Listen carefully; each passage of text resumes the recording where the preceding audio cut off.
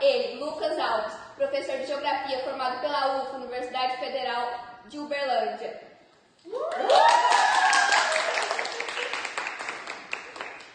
Primeiro eu gostaria de agradecer o convite, é uma satisfação muito grande participar aqui do trabalho de vocês e espero que esse seja muito produtivo, que funcione tudo muito bem.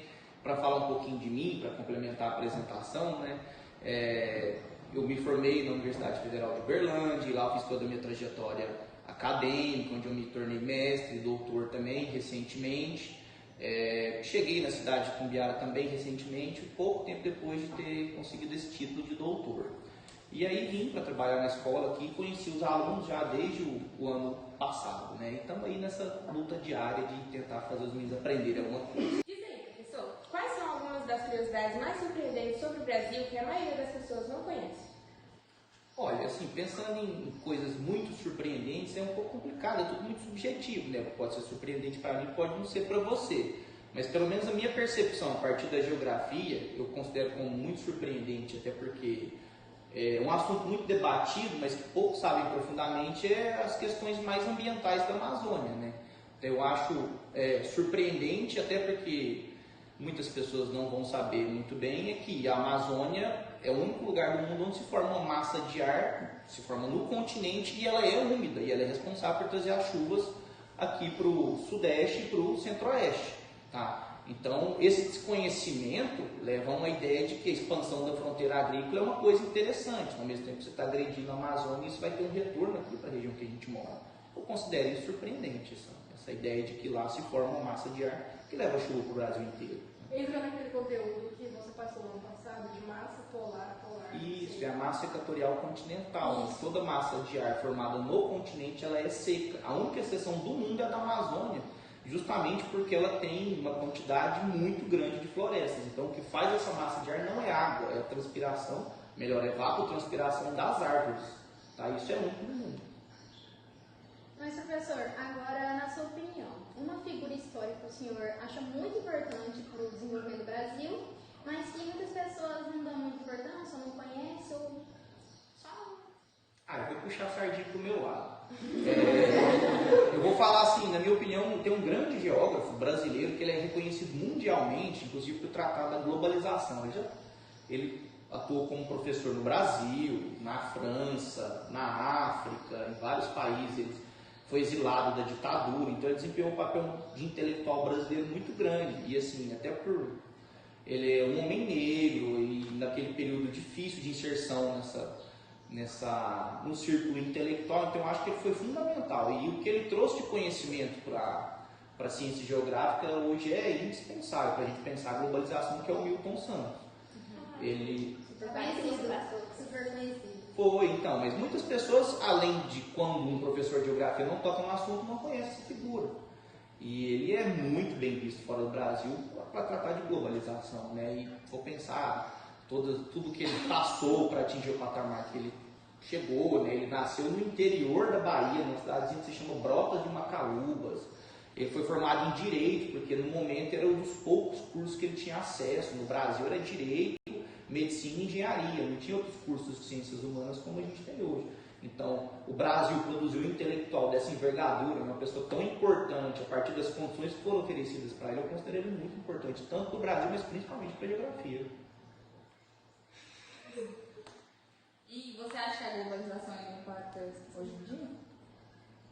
Muito, muito, porque se a gente for pensar na globalização como uma conexão entre as pessoas, e o que media essa conexão são as tecnologias, e como a gente está com o avanço das tecnologias que não cessa, então a globalização impacta e vai impactar ainda mais no futuro, à medida que os meios de transporte são mais rápidos, têm melhor qualidade, os meios de comunicação também desempenham um papel fundamental a partir da instantaneidade da transferência dessas informações.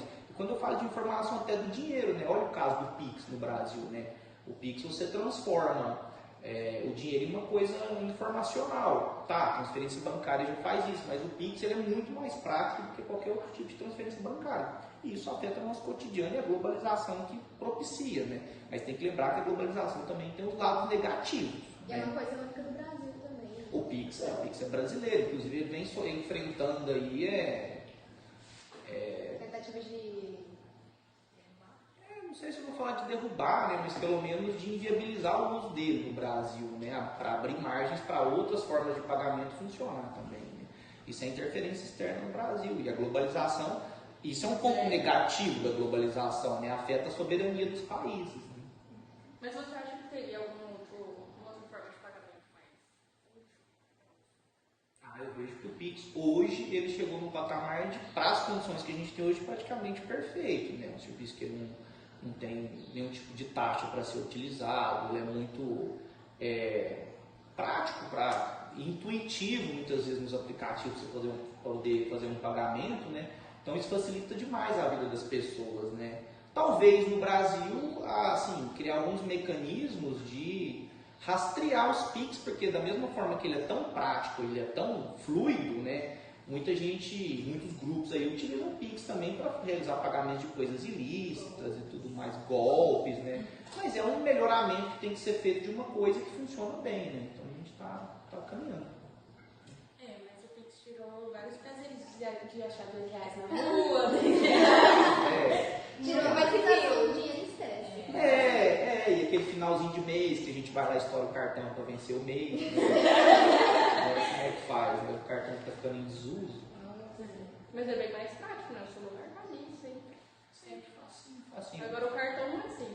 E é algo também assim que o povo hoje em dia não tem medo de sair na rua, né? Porque é algo assim, um acessório assim que a população usa com assim mais prático, né? Que é mais coisa mais rápida e também em relação a furtos e roubos, principalmente para mulheres que gostam de andar com bolsas, documentos, que leva assim uma estabilidade assim para a mulher também. Esse é um bom ponto, né? A segurança de você não andar com dinheiro em espécie e você fazer movimentações a partir de senhas, né, e tudo criptografado, ajuda muito, facilita muito. Mas um bom ponto aí que passou no que a gente falou, que é, voltando ao assunto da globalização, que a gente depende do avanço da tecnologia, nem todos os lugares estão preparados para receber uma tecnologia dessa, não pela inexistência do Pix, mas pela internet não funcionar bem em diversos lugares. Então, por exemplo, você vai fazer uma viagem de turismo para o interior da Amazônia, você vai chegar em um lugar que você não vai conseguir fazer o Pix, porque nem todo, já dizia Milton Santos, né?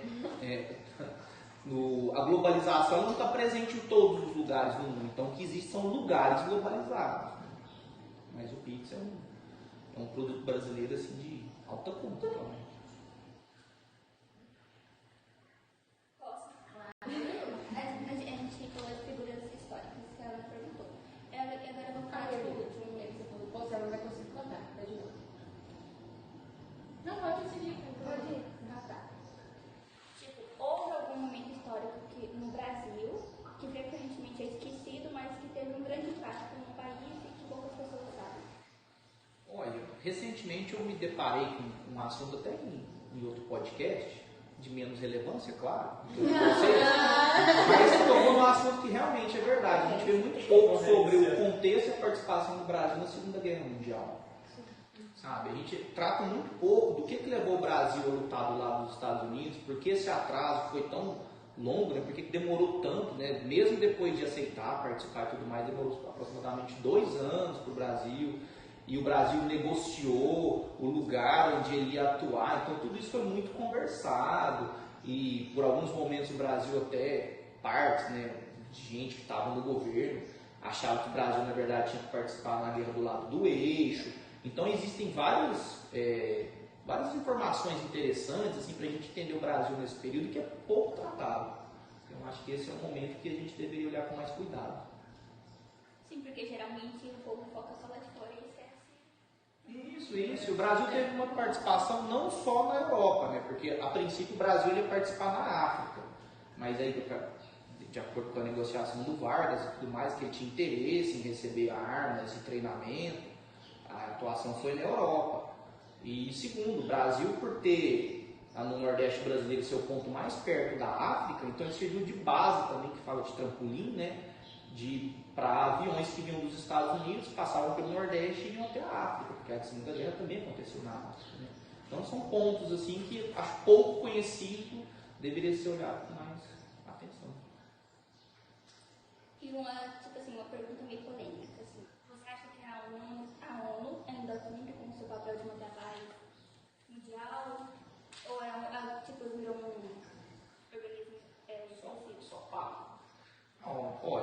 Eu acho que a ONU, ela nunca foi muito efetiva e ela perdeu um pouco de efetividade que ela tinha, mas isso vem a partir da geopolítica dos países, né? Se a gente for pensar o que funda a ONU e como que ela se realiza depois, né? Tem as cadeiras do assento permanente, né, da ONU, que eles, digamos assim, eles fazem e desfazem na ONU porque eles têm poder de veto, e são países que têm armas nucleares. Se a gente for pensar até no mundo atual, existem mais países que têm armas nucleares, que não são membros permanentes da ONU, e isso torna a ONU, assim, eu acho que desatualizada do tempo. Tá? Eu acho que a falta de efetividade da ONU por um pouco dessa desatualização.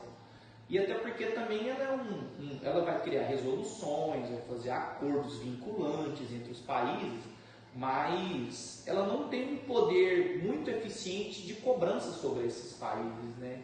Então isso vai ficar limitado a países menos expressivos geopoliticamente. Os países que têm mais força geopolítica, eles acabam conduzindo a ONU e não são conduzidos pela ONU. Então essa questão da paz, que é tão buscada, e a gente está vendo de forma mais ampliada hoje, né, os conflitos, principalmente porque eles têm acontecido na Europa, porque conflito é interessante, né? Quando é na África quase ninguém vê, quando é na América Latina quase ninguém vê, algumas partes da Ásia, mas quando acontece na Europa chama a atenção de todo mundo. Né?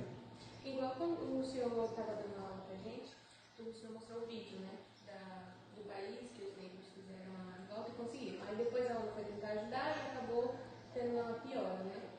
Sim, eu acho que nesse ponto a ONU ela fica tentando remediar, o que é muito necessário, porque você chega em algumas situações humanitárias ali, de crise humanitária, que primeiro você tem que remediar para depois tratar de alguma outra forma. E é o que a ONU pode fazer, remediar. Agora, ela não tem autonomia para, digamos assim, interferir na soberania dos países, né? E aí ela fica, digamos assim, de mãos amarradas, né? No caso aí que você citou foi o Haiti, né? E a gente vê que esses conflitos históricos, eles deixam marcas, né? Não é porque aconteceu e que houveram transformações que aquilo foi apagado, né? A construção histórica desses países mostra o que o país é hoje. A gente não refunda um país do zero, né? Ele é a construção do passado dele.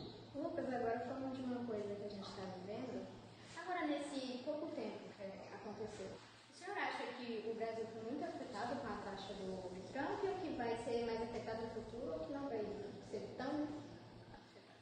O Brasil foi muito afetado, mas menos do que se imagina, né? Tanto é que bem próximo do acordo não, né? Mas das taxas começarem com a sua vigência, vários itens já foram retirados, né? E itens muito importantes para o Brasil.